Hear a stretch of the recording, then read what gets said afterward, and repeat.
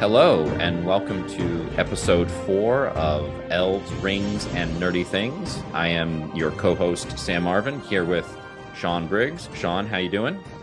Good. How are you? Excited to talk about episode 4, The Great Wave. That is what we are here for.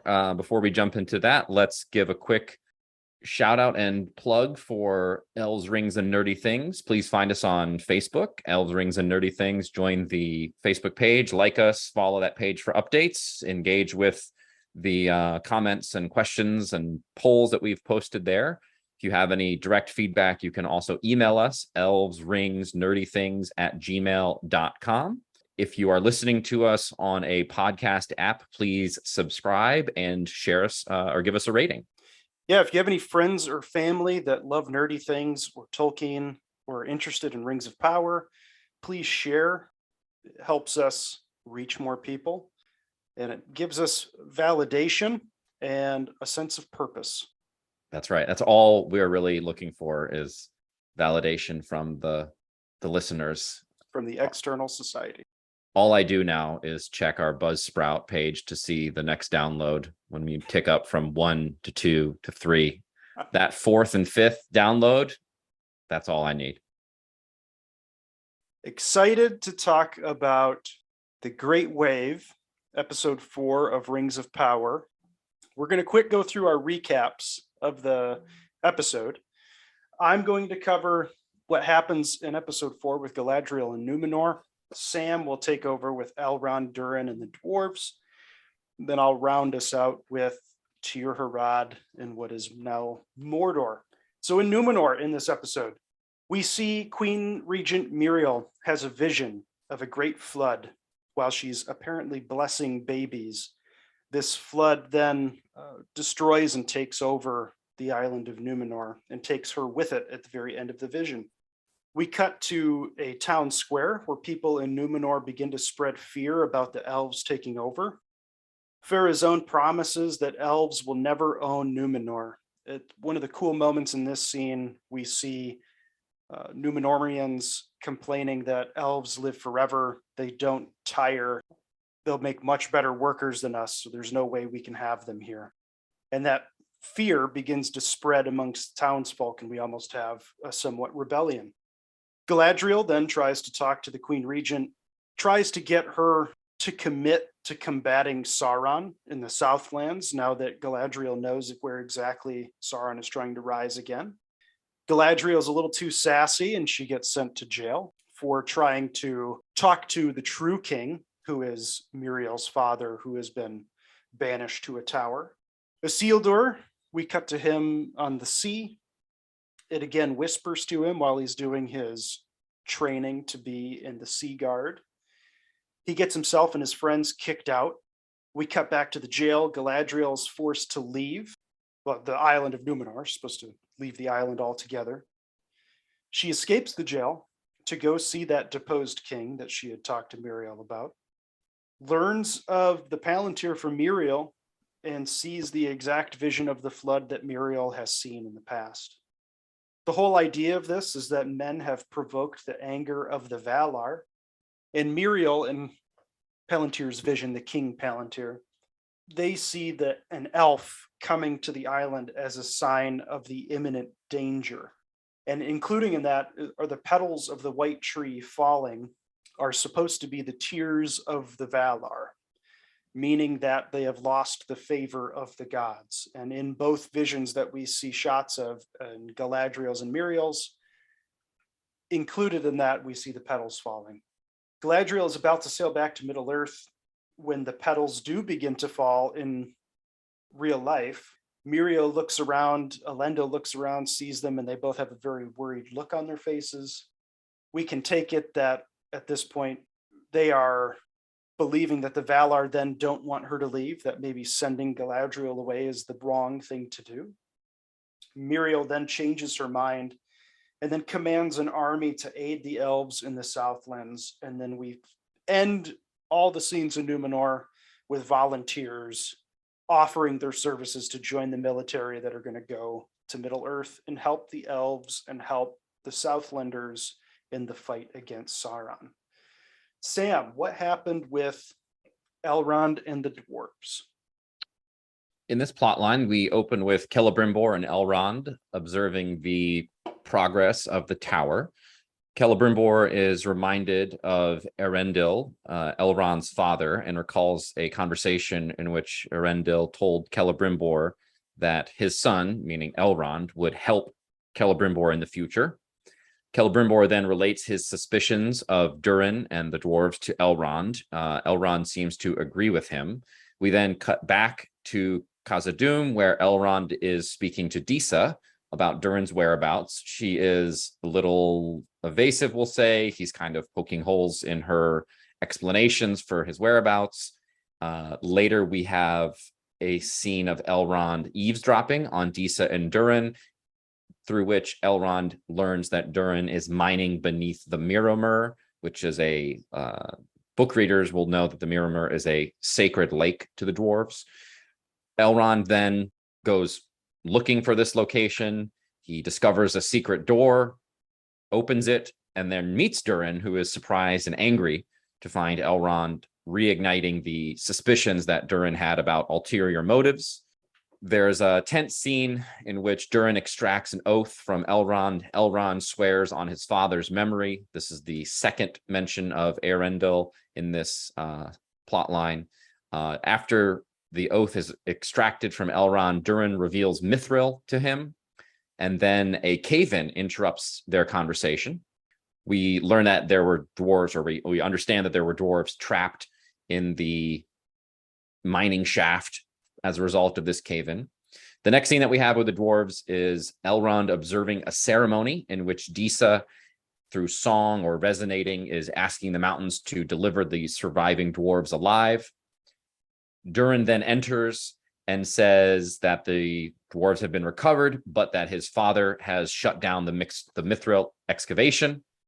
This prompts another Elrond-Durin conversation, during which Elrond again references his father and convinces Durin the prince to go speak with Durin the king. We get a scene of Prince Durin coming to King Durin. He apologizes, asks for forgiveness, to which King Durin responds that there is nothing to forgive. They then discuss an invitation that Prince Durin received from Elrond to travel to Lindon, seat of the High King Gil-galad. They agree that Prince Durin should go and discover what the elves are up to. And there's this revised or revisited sense that the dwarves are suspicious of the elves. And that is where we end with the Khazad-dûm, Elrond, Durin plotline. And now cutting back over to Tir-Harad and Mordor. Arondir, we open with him being captured by the orcs after their failed escape attempt. The character that we see at the very end of episode 3 walking towards him, Adar, is continuing his walk forward.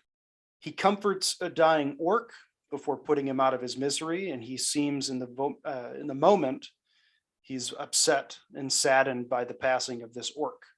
Adar is apparently an elf. He has elf-like features with some burnt scarring on the side of his face. Apparently he was an elf that either lived in or inhabited Beleriand, where Arondir had lived. Adar says Arondir has been told many lies about evil and sends Arondir to the humans with a message. Humans at the Elf Tower are running out of food. There's panic beginning to set in. Rationing is being offered as an idea. Theo then offers to go back to the town to get food. Theo and a friend do go to the town. Things are going splendidly at first. They have a wheelbarrow full of food. Then the sun goes down. When that happens, the orcs then begin to come out of the buildings and the structures. Theo uses that hilt of the dagger that we discovered. The orcs are indeed looking for that. He is able to escape, hides in a well. The dagger that he used leaves a mark on his forearm. Theo tries to escape at night, gets caught, is almost killed, but he is saved by Arondir. They escape as the sun rises. Arondir then delivers a message. People can live if they forsake their claims of land and swear fealty to Adar. At the very end of the Tir-Harad Mordor scenes, we have that creepy innkeeper. He has the same dagger mark on his forearm that Theo has. And we get the idea that he is a worshiper of Sauron. He says that he and Theo need to be prepared and ready for what's coming. And that is it. Thankfully, Sam, for you, there were no Harfoots in this episode. I feel like that was a blessing for you. Haley, your sister, said the exact same thing. And I have to agree. It made it better. I enjoyed this episode. I was not frustrated by the Harfoots. I will real quick shout out to those of you who give your feedback to us either in person or via text or comment or however it is. I got a couple of people saying, man, you really don't like the Harfoots, do you? It's not that I don't like them. I just want to continue to shit on them. There are aspects of that component of the show that I do not like very much. I continue to have an open mind. We have 4 episodes left. We got a teaser at the end of this episode for the next episode 5 of the series. Some stuff looks like it's going to get intense. Looking forward to that. But yes, did not have the accents or the costumes or the sociopathic customs of the Harfoots to contend with this episode. Yeah, important to note, we are at the halfway point of season 1 already. So let me ask you, have we covered enough ground? We're now over 4 hours into this series, which is considerably longer than any one of the episodes or any one of the movies in the trilogy, even the extended edition. Have we had enough? Are 8 episodes in one season too little, or do you want more runway for the story? I won't offer a determination on that until the end of season 1. If they leave us off at a point where I feel they covered enough and created enough of a foundation for 4 more seasons, then I'll make that determination at that point. Well, let's jump into our reactions. Sean, let's start with your reaction to a part of the Southlands plot line, and specifically Adar, this character that we meet and hear for the first time this episode. What's your thinking on this? So the character Adar, I'm currently a fan of. Even in this episode, we still get very little of him, but the actor that they chose, I thought, delivered the lines really well. He's a creepy guy. I think that's the intent. Making him an elf, or apparently an elf, I think was a good call. It creates confusion for Arondir in the moment. It makes you question, is this Sauron in disguise, pretending to be this like minor leader of orcs in Mordor? I'm not going to go that far. We have other media. If you've ever played the games Shadow of Mordor and Shadow of War, you know in those games, which are not canon, that Sauron in Mordor has lieutenants who are men and elves that basically have sorcerer powers. So the show could be taking a page from that. Well, we also have the character in book canon of the Mouth of Sauron, who is not an elf, but is described as I think a lieutenant of the Tower or something along those lines, and is described as being a sorcerer. So we have at least one, and not to mention the Witch King and the other Nazgul. So we do have these lieutenant type characters in the book. I think the big difference here is that this is seemingly an elf. And if it's not Sauron, then hopefully we'll get more backstory, or maybe we'll just get some made up backstory. He's got some interesting facial features. You mentioned burns or scars on his face. I don't know if you said this last episode or if this was speculation that I picked up elsewhere, but I think the idea is maybe this was one of those elves who was captured by Morgoth in the First Age and was, this is a byproduct of the attempt to turn elves into orcs and corrupt them. Yeah, it could be. And it goes into Adar is Elvish for father. So it gets into there's a lot of ways they could go with it. And I'm at this point really intrigued to see how they handle the character, who he really is. Excited for that. But the one line that I really liked with Adar and the confusion that he's beginning to sow in Arondir, he basically tells Arondir, you're being lied to. The things that you believe, the lies go so deep that we need to completely tear out the roots of the trees and rework the stones. And I think that's a hint at what they're doing to Mordor. We see the trees being torn out. We see the sulfurous vents beginning to open, that the world is changing in Tir Harad. But I like the idea that Arondir's faith and what he believes is being questioned. I really like that.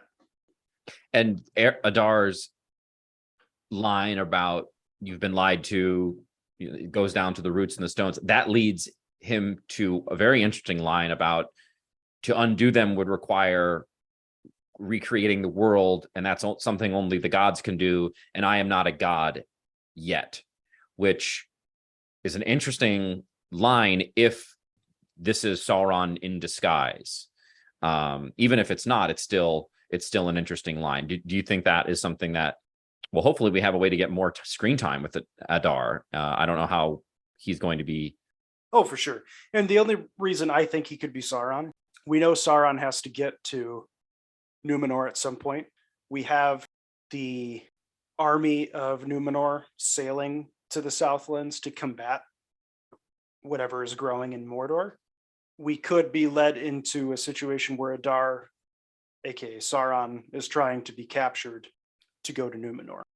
So there is a pathway I can see for them having this be Sauron, but I would also love it just as much if he wasn't, and he was some elf who's just been twisted and turned and just has a different belief structure than all the other elves that we've seen so far. But yeah, either way, excited. I'm excited to hear more about these lies that Adar says Arondir has been told. I want to know what is the perspective of if he is an elf who since the first age has been around since the first age, the War of Wrath, all of this, the deep backstory. What's his perspective? So we will see that in upcoming episodes, hopefully. Stay tuned to find out. Sticking in the Southlands, Sam, you wanted to talk about kind of the Theo orc dagger hilt storyline.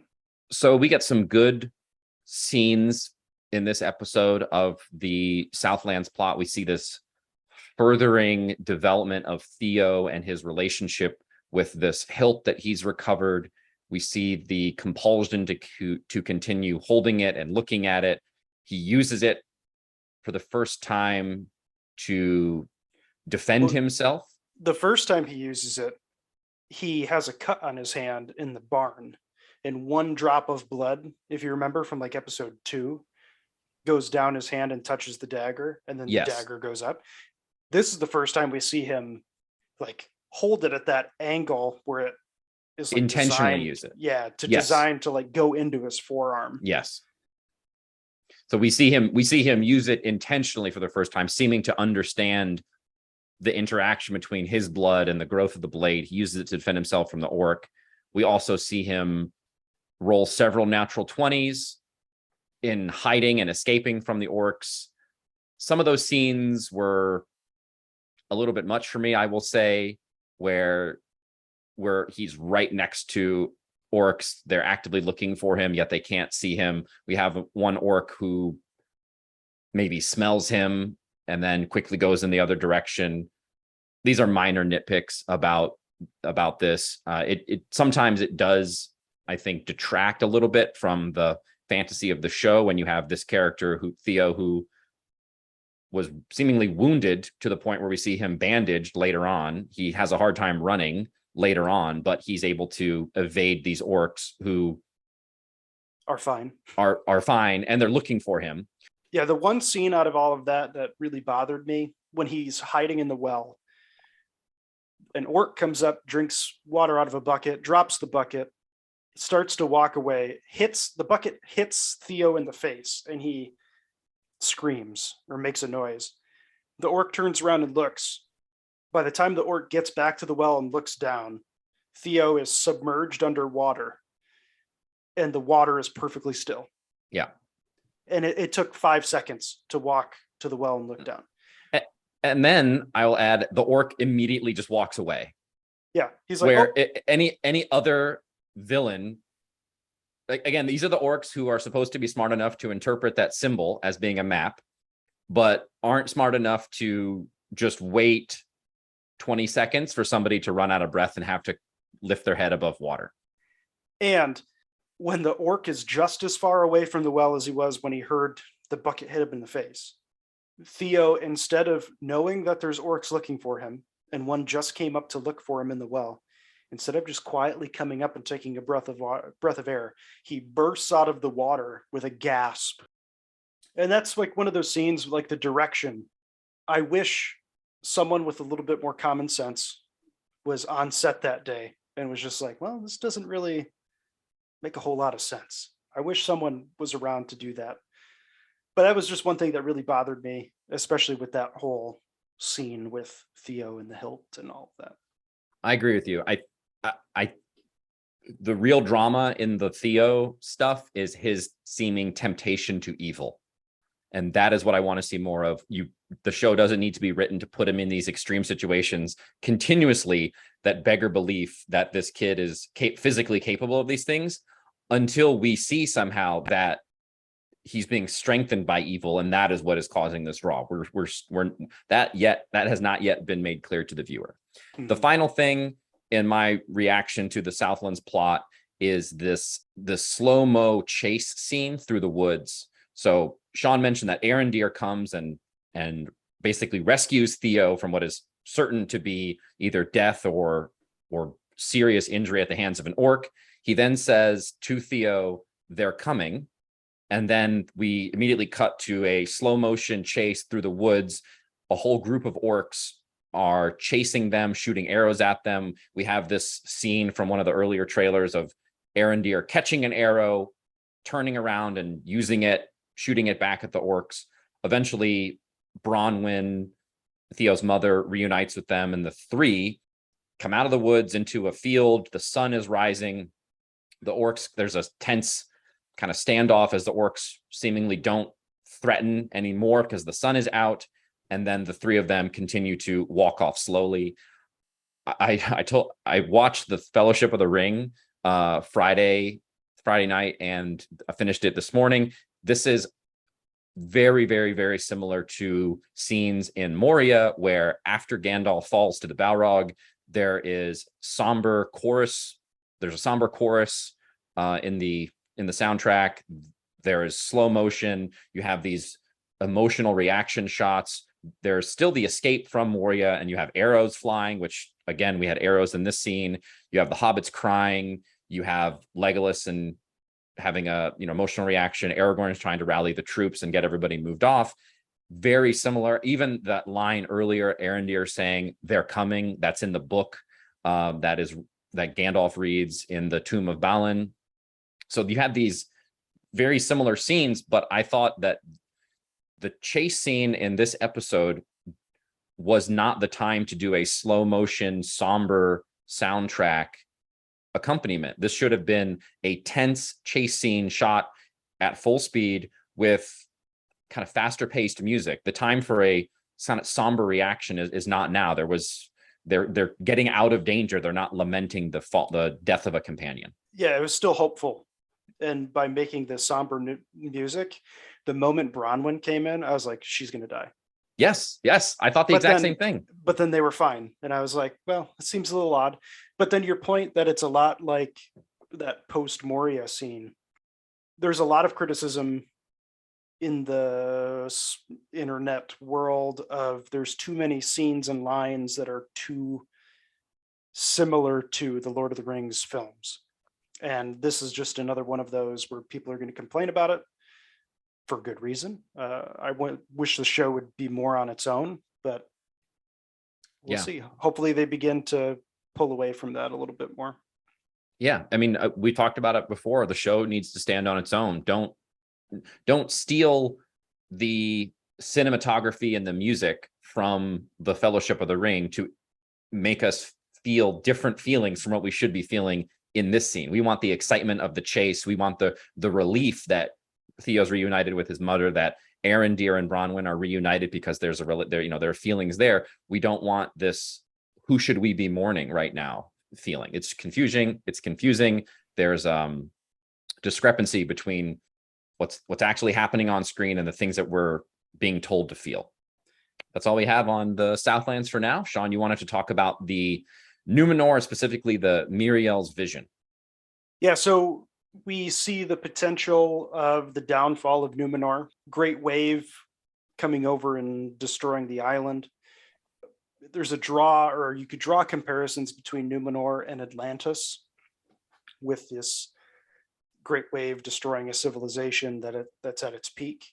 I had already mentioned this before. This is going to be a very short conversation on this, just because in my notes here, I talk about this potentially being the tie-in to capturing Sauron, who I thought was Adar. And since I've already talked about that, we don't need to recap that again. But cool shots, again, cinematography coming through here, seeing the wave approach and destroy the statues, and have Miriel stand out on that little precipice and look out and seeing the whole island be destroyed was a very, very cool shot. And then again, when it happens to Galadriel as well, I just enjoyed the visuals of that. Yeah, I thought that was well done. Numenor visually continues to amaze. There were several scenes in this episode where I thought either the cityscape shots or even just the costumes, the attention to detail, really loved it. I think we're getting a Numenor that is, you mentioned Atlantis. I think that is the Mediterranean influence is very clear to see. I like that. It's a slight departure from the kind of grungy medieval feel that everything else has, kind of medieval Northern Western European feel that everything else has. Numenor does seem like a different place in Middle Earth. And I really enjoy the times when we're there from a visual perspective. I think some of the other aspects of the Numenor plot we can talk about. It's more of a mixed bag for me. Again, picking up this Numenor politics thread. Sean mentioned the opening scene this episode was the dream sequence, and then that cuts to a kind of crowd rabble moment where I just wrote down they took our gerbs, which for those of you who are familiar with South Park, you'll get that. For those of you who are not, just it's a meme about people stealing jobs. I don't know if this is almost too modern of a critique or too modern of a sentiment to be included here. I don't know why these guildsmen feel this danger, especially when we've already established that you can't do any work without your guild crest. Are they concerned that the elves are going to come here and then join this guild en masse and put everybody else out of work? I don't, because that would be the humans or the Numenorians like allowing the elves to join the guild. Yes. Yeah. And it's not as if we've established that the elves have this deep desire to come to Numenor and steal their jobs. Because clearly no other elf has tried to get to the island, and exactly. Galadriel on a whim was taken there. So, and we have also established, I mean, if we can just take a minute and talk about the Middle Earth labor market at this point, we know Celebrimbor doesn't have a big enough workforce. It doesn't seem like there are elves who would then want to go to Numenor to find jobs. So yes, but they also make it sound like I can't imagine Numenor knows what's going on in the outside world if it's Muriel's great grandfather that stopped the connection with the elves. Correct. So they might have no idea what's going on. They're like, oh yeah, the elves are this evil race that wants to take over, and that's why we don't talk to them. So I don't know. I just think it's showing the ignorance and lack of knowledge of the Numenorians and how they've kind of been led astray at this point. I thought that was a good interpretation of that, but also inconsistent with what they've been telling us up to this point as well. But there was one point. So now that we've been doing these recaps, when I watch the show, I'm beginning to understand what you like and don't like. And there's moments that happen where I go, oh, Sam's going to hate that. Pretty much any scene with a Harfoot, I'm going to go, oh, Sam's going to hate that. Guilty as charged. But this episode, when before Farazan knows of the grabble situation going on in the square, his son comes up to him and says something to him like, "Why are you here? There's something going on." And he says the line, something like, statecraft is really important. The moment he said statecraft, I was like, oh, I think Sam's going to hate that. Am I correct in your interpretation of using the term statecraft? I didn't have a big negative reaction to that, just because I think statecraft is it's close enough to the type of language that one would want to see in Tolkien. My first negative reaction to a line in the Numenor plot was when Farazan comes into this crowd that's complaining about elves stealing jobs, and he kind of he turns it a little bit to the point where I kind of said, did he tell the guildsmen to start this rabble rousing? Because there's a look between him and the lead guild, the guildman, the one with all the black eyes. There's kind of a look there. I didn't know if that was implied that they were in cahoots. It is established, his son establishes that Farazan knows everybody and everybody owes him a favor. So I thought maybe this was a favor being repaid. But so then Farazan goes into this speech about how, look at your hands, or he talks about how basically Numenorians are great and no one's going to make Numenor any less great, especially no elves. And then he says, drinks all around, or something like that, like drinks on me. And then people just pop out of nowhere with wine in goblets, distributing it to the crowd. I'm not going to say that politicians, especially Roman politicians, let's say, as an analog here, didn't distribute wine and bread. Bread in circuses is the famous phrase. I'm not gonna say that didn't happen. It was just a little too on the nose, especially, and maybe this is actually evidence that this was prearranged by Farazan, because then he would have his waitresses in the wings with the wine already poured out, ready to go. That was another thing that I knew you were going to complain about, so I had already thought about my answer to this. I looked at that. I didn't look at it like it was predetermined. I looked at it as his son told him that there were anti-elvish sentiment, anti-monarchy sentiment being dispersed at this square. So in the time it took to walk up, he could have stopped and orchestrated all of this. So I looked at it, was like, oh, he's has all this planned. He's going to say what he has to say, and then wine comes in. So it didn't bother me at all. I was like, oh, this makes sense.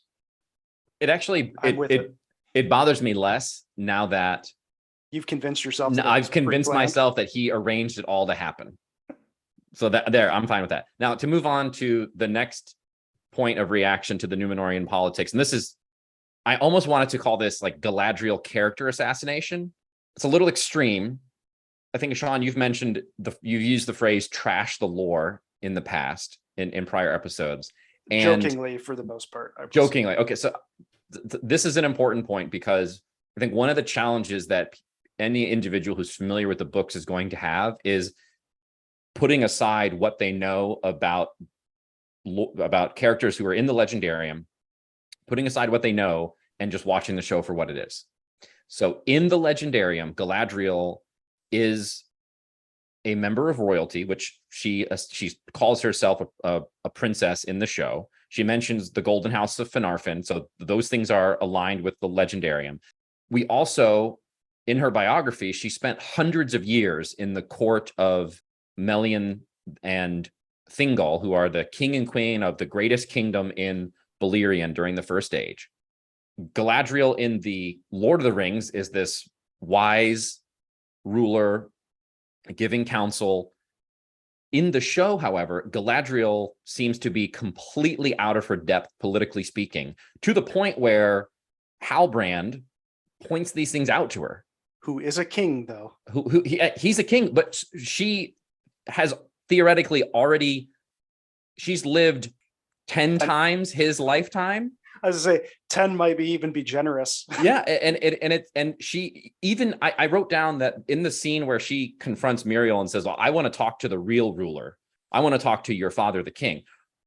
there is a shift in music, and you can see Galadriel start to either her breathing quickens, where she seems to completely lose her composure in that scene, and then that ends with her being thrown in jail for, as she says, sedition. And I don't know what Galadriel is supposed to be good at right now in the show, except for swordplay. She dispatched the troll, which we already established was probably well within her ability to do, but she can't really, she's not necessarily a really good leader of elves because they mutinied against her. She has pissed off seemingly all of these humans in Numenor. And now I texted you when I was watching the episode toward the end, when I said we should call a section Trius Ex Machina, because the only reason she gets what she wants is because at the very end of the episode, the tree starts losing its petals, and that causes the shift in Muriel's disposition to now I'll support you. But it was no credit to Galadriel for any of these things. And I just feel like I completely forgot that you texted me that. And I never responded, just so everybody knows. And when I read it, I was like, what the fuck is he talking about? So okay. But I'm happy you explained it to me now. I should have asked for clarification in the moment, but. So do you agree with I agree with everything you've said about Galadriel up to this point. And it is, it's her decision-making is so poor consistently, where I'm okay with the changes that they make because she needs an arc. I want them to get there faster with some more development, because right now they're just giving us the same thing over and over and over again. We at episode 4, I get that she's a hothead, that she's doing all this stuff, but how many more times do you have to convey that to me, that she has poor judgment, that she keeps shooting herself in the foot, before you begin to get her to move past that? And I'm hoping that we get that now that they're sailing back to Middle Earth and she's out of Numenor and she's going to be back with the elves. But I just see her going straight to Gil-galad and saying, all right, I've got the Numenorians, let's go to the Southlands. That's where Sauron is. And then she's just going to do the same thing. He's not going to commit right away. She's just going to be a dick. And then, so yeah, I don't know. But that's how they've set me up to feel at this point. But well, you mentioned her arc. And I mentioned the same thing in, I think, our episode 1 commentary on mainly criticism from the book readers about how you've taken this character and you've done things to her that are outside the legendarium. For dramatic reasons, characters should have arcs. It's more interesting storytelling wise.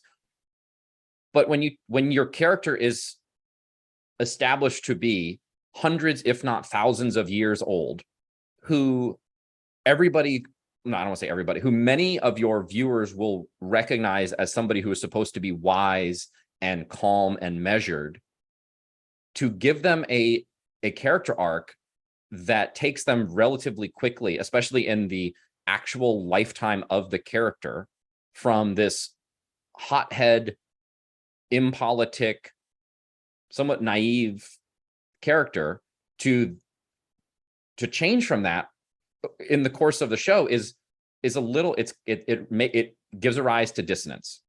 Galadriel is basically a human at this point, where she doesn't display any of the qualities of an elf, except for seemingly the physical capabilities. And hopefully they improve on that. Our next set of topics, all 3 have to deal with the dwarvish storyline. And my first one is just kind of a comment. Sam and I in episode 1 or 2 talked about one of the problems that we have with the dwarves and reincarnation, that Durin in the lore is a title, that when you become king, you can't have, like the show has Durin the Third and Durin the Fourth. Durin is a reincarnation of the original Durin in the lore. But in the show, they've kind of taken a step away from that, in that it's just a lineage, that the son of Durin the Fourth will be Durin the Fifth. They kind of answer the reincarnation question in this episode, where once you become king and the crown is set on your head, the current king, Durin the Third, mentions that you can like hear all of the other past kings like whispering to you and giving you advice. And I don't know if that's literal, if he's speaking literally. If he is, I like that in terms of answering that reincarnation question. And it also brings up the whole, if you're a fan of Dune, you have the Bene Gesserit tradition where these like witches go through this ritual, and at the end of the ritual they basically know all of the lifetimes of all of the other different Reverend Mothers. Thank you so much. The Reverend Mothers. The Reverend Mothers know everything that happened in the past life of every other Reverend Mother. So if that's a similar take to what's going on with Durin and the kingship, I'm for it. That's my only comment on reincarnation in the dwarvish storyline. Unless you have anything else you want to add to it. Otherwise, we can just keep going. Well, I'll say it struck me as something that was maybe a little bit it was more on the literal, or excuse me, more on the figurative side of explanation. Could be wrong. Will this become a Dune podcast when we run out of we could season totally 1 cover material? Dune, yeah. If I can get the names of things right and not stumble through it for 30 seconds. Well, I will admit that my Dune knowledge comes from the movies and Wikipedia. I have not read the book. I know that is maybe a big strike against me as somebody who wants to be a podcaster about nerdy things. I will buy Dune. I will read Dune eventually. Moving on to the next section in the dwarven plotline reaction. Something that struck me is there were a few occasions where I felt that things had happened off screen that were alluded to, that were referenced, that I would have liked to have seen. Specifically, in the opening scene with Elrond and Celebrimbor, one that starts with them looking at the tower under construction, this tower that's supposed to house this forge, the whole reason that they needed to reach out to the dwarves. Did we even get an on-screen agreement between the dwarves and Elrond to support the construction? I think we just had the presentation of the offer from Prince Durin to King Durin, but no agreement. I don't remember the exact dialogue at the very end of episode 2, but there may have been an affirmation when they open up the box of Mithril. Okay. Let's put a pin in that. We then get this in this scene between Celebrimbor and Elrond. Celebrimbor reveals that he has some suspicions about Prince Durin, implying that he and Prince Durin have met and there has been a conversation, which we have not seen. And then seemingly Elrond agrees with these suspicions, and then he's teleported back to Khazad-dûm to interrogate Disa about where Durin is. And I just think there's some stuff that's missing there. It's not I don't want this to turn into a cinema sins of, pointing out little continuity errors with goofy sound effects accompanying it. But when we miss out on dialogue between characters that lets the audience know what they're feeling without being told what they're feeling, it's a missed opportunity, I think. And then I also had this reaction when Prince Durin is talking about King Durin. It's always, he shut down the operation, or he's explaining things that his father told him. And we've had 2 conversations between the king and the prince. The first was in episode 2 when the king says that he has suspicions, their ulterior motives, and then they look at the mithril. And then in this episode where he forgives his son for the son's rash behavior, he talks about, my voice being passed on to you. And then they reference another conversation that we didn't see, which was between Elrond and Durin, where Elrond invited Prince Durin to come to Lindon, and then the King Durin agrees with his decision to go so that they can discover what the elves are actually up to. So for me, there is this theme of mistrust between the elves and the dwarves, but we don't actually see any of these interactions that foster this sense of suspicion on either end. All we get are Durin and Elrond talking, and we're just continually reminded about their good friendship. All of the negative stuff happens off screen and is alluded to. Which could be set up now that we have Durin the Third or Prince Durin going to Lindon. I think that sets it up now. They've told us that they're both going to the same place. Maybe we'll get more of that development with Celebrimbor and Prince Durin in episode 5 and going forward. Yeah, but he's going to Lindon, not to Eregion. And Celebrimbor theoretically is going to, we don't know if he's going to go to Lindon as well. Yeah, we'll see. I'll let them see if they can answer that. But I do think having Durin go with Elrond to an elvish civilization or settlement, I think can develop that a little bit more and then give us more of that interaction between the two races instead of just having it always be a side conversation between Elrond and his friend. But we'll see. We'll see what happens. When it comes to, I think last episode you were talking about the music, Bear McCreary's music, and we were comparing it to the movies, and I said something about how we haven't really had those epic moments in the movies, or excuse me, in the show, where we're going to remember it, and the music is going to be one of those things that helps us remember it and underscores the importance of that scene.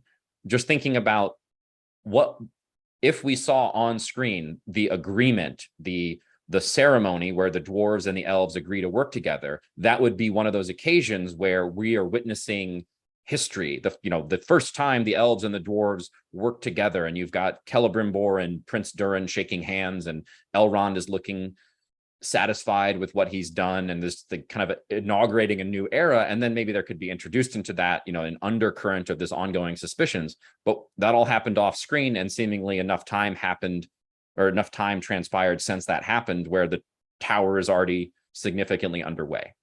So I think missed opportunities for some cool scenes, the type of, the free people coming together, hinting at what will happen, in the joint struggle against the enemy, but we didn't get that.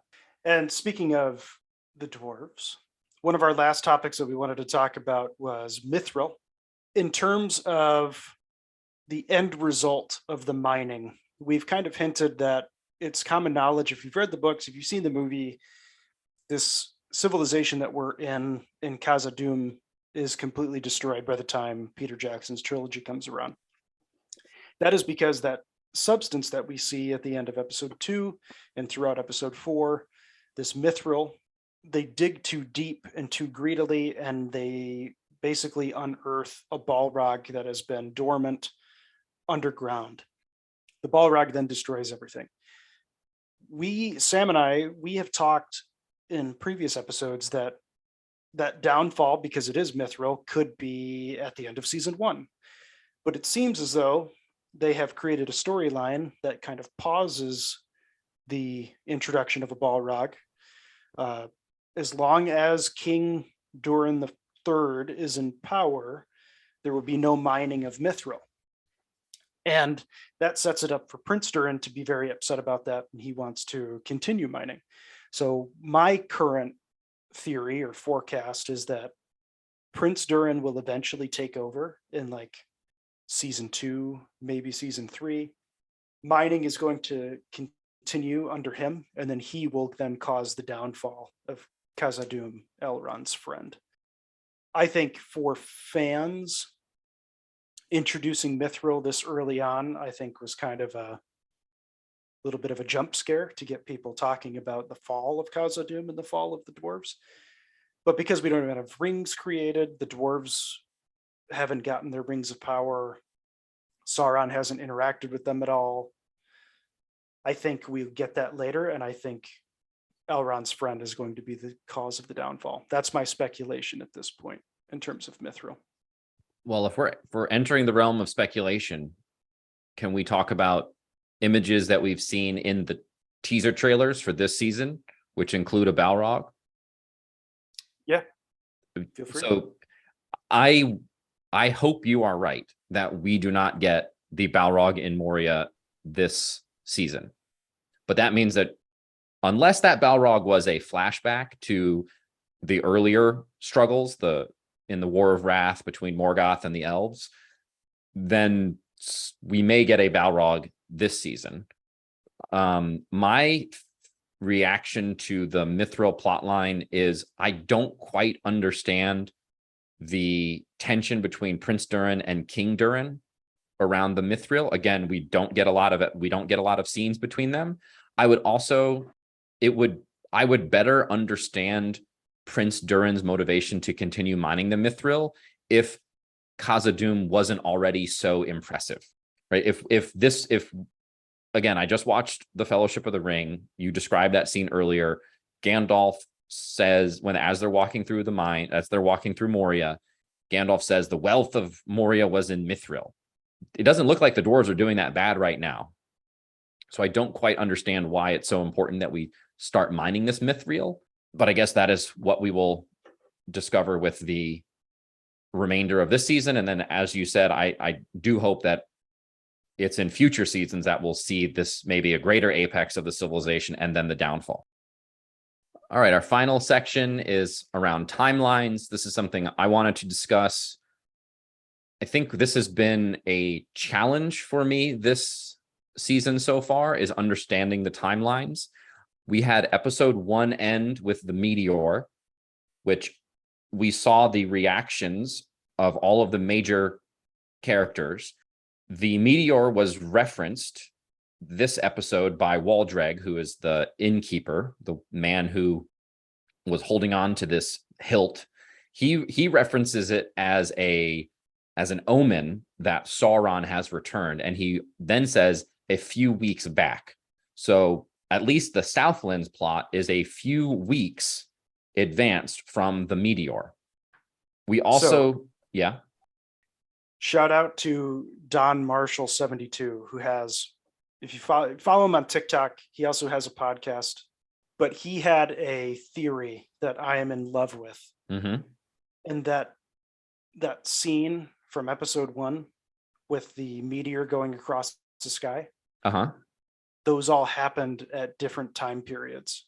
So all of the different storylines right now are all going on at different times. I had a similar thought that all of the timelines or all of the plot lines were happening at different times. For me, I haven't seen that theory. Does that mean that we have 3 or 4 separate meteors? Well, so he thinks that there were 5 shots. Okay. That it would be 5 meteors, the 5 wizards, all at different times coming to Middle Earth. That's his theory.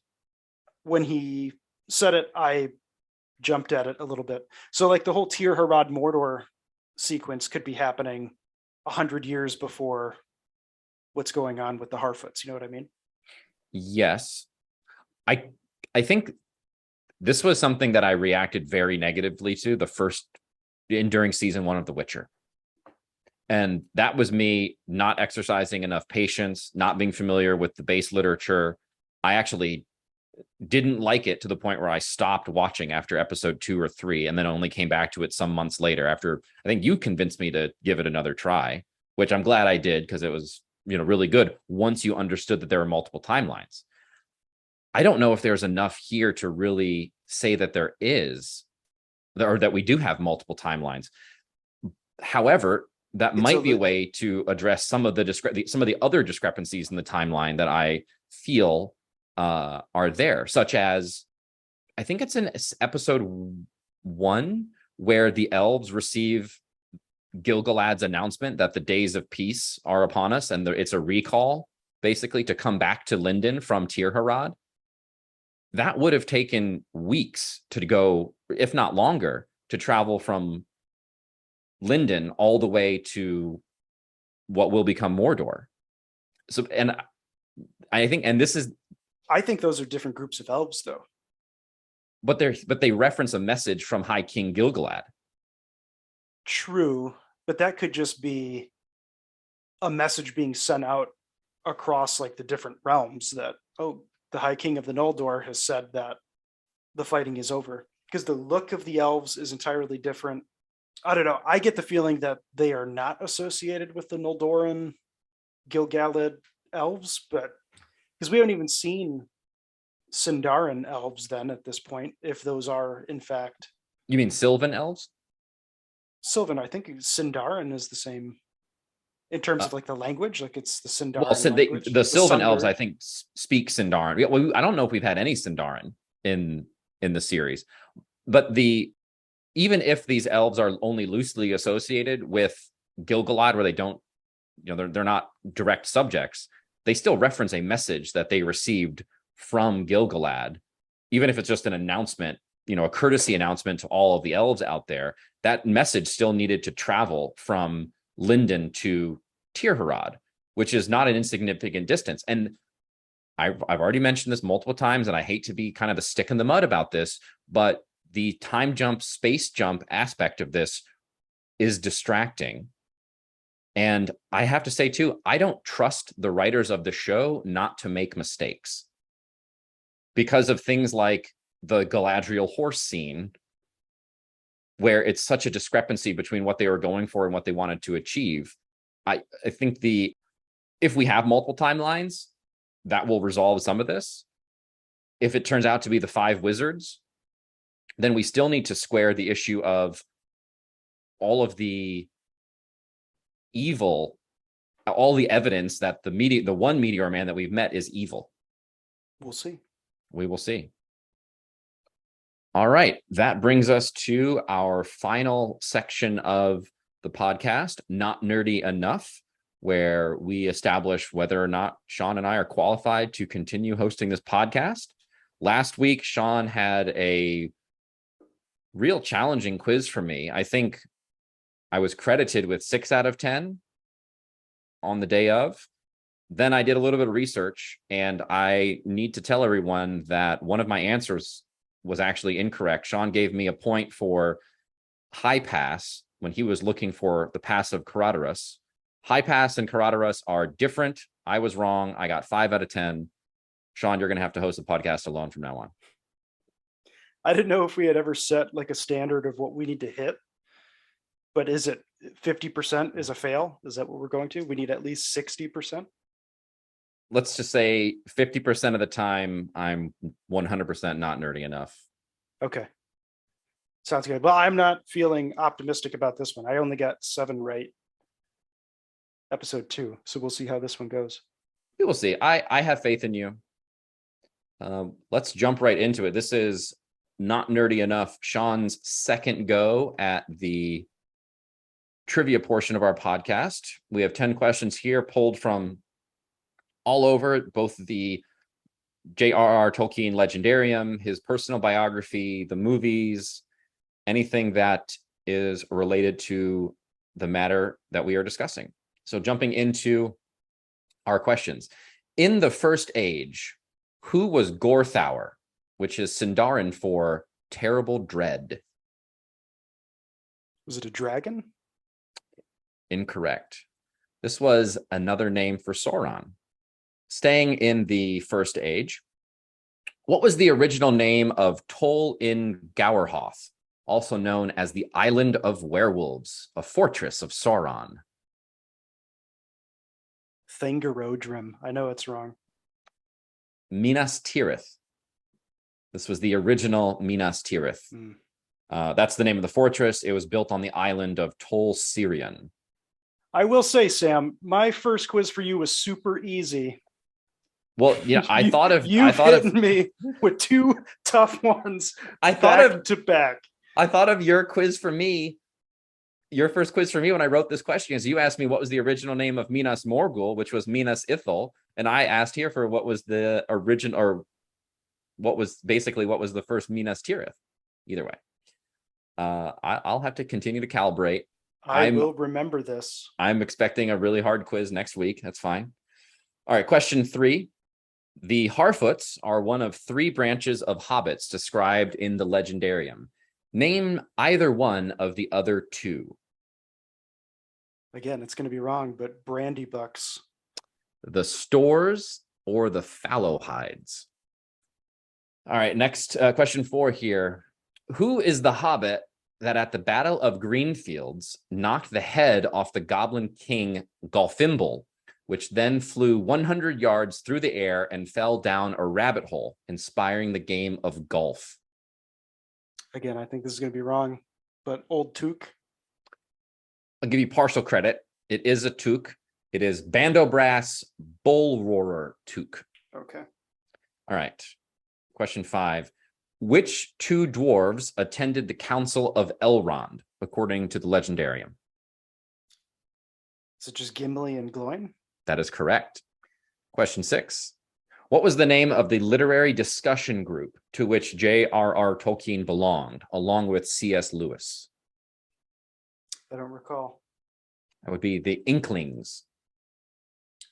I'm shooting for a solid 15% on this one. Yeah, nobody's going to be hosting this podcast if this trend continues. Question 7 here. The sword Guthwine belongs to which character in The Lord of the Rings? That is Theoden. Éomer. You couldn't give me one of the king's swords. I'm so You had to go with Éomer. I went with Éomer. I'm sorry. Great performance, but Carl Urban. Shout out to Éomer. Question 8. Potentially analogous to the Celtic peoples who inhabited Britain before the arrival of the Anglo-Saxons, what group of humans were the frequent enemy of the Rohirrim, including during the reigns of Helm Hammerhand and Theoden? The Dunlanders? Yes, I would say the Men of Dunland or the Dunlendings. All right, question 9. Which of the following is not a chapter title in The Lord of the Rings? A, The Great River. B, 3 is Company. C, The Ring Goes West. Or D, A Conspiracy Unmasked. I'm positive on B and D. Again, it's 50-50. I'm going to go A. A, The Great River is a chapter in The Lord of the Rings. Which one isn't? The Ring Goes West is not a chapter. The Ring Goes South is a chapter. It's when they leave Rivendell on their way to cross the Misty Mountains. All right, finally, in the film The Lord of the Rings, The Fellowship of the Ring, which two figures are depicted on the Argonath statues? Isildur and his brother. Is it Anarion? That is incorrect. In the movies, it is Isildur and Elendil. Anarion is not mentioned in the movies. That is it for Not Nerdy Enough. 25%. We've got, well, I'll say this. I will improve my question writing, and then we will come back stronger next week. I am assuming that you are going to give me the quiz to end all quizzes, which is only fair. And if anybody out there is following along with the trivia, please let us know how you do on your attempts to be nerdy enough. And let us know if you should fill in for me. Well, maybe we can turn this into a little contest. If you think you're nerdy enough, let us know. You can come on, be a guest, either quizzer or quiz master. That is it for Not Nerdy Enough. Anyway, that's it for us. Thank you. Please like and share, subscribe, do whatever you can. We'll see you next week when episode 5 drops. All right, everybody. Stay nerdy out there.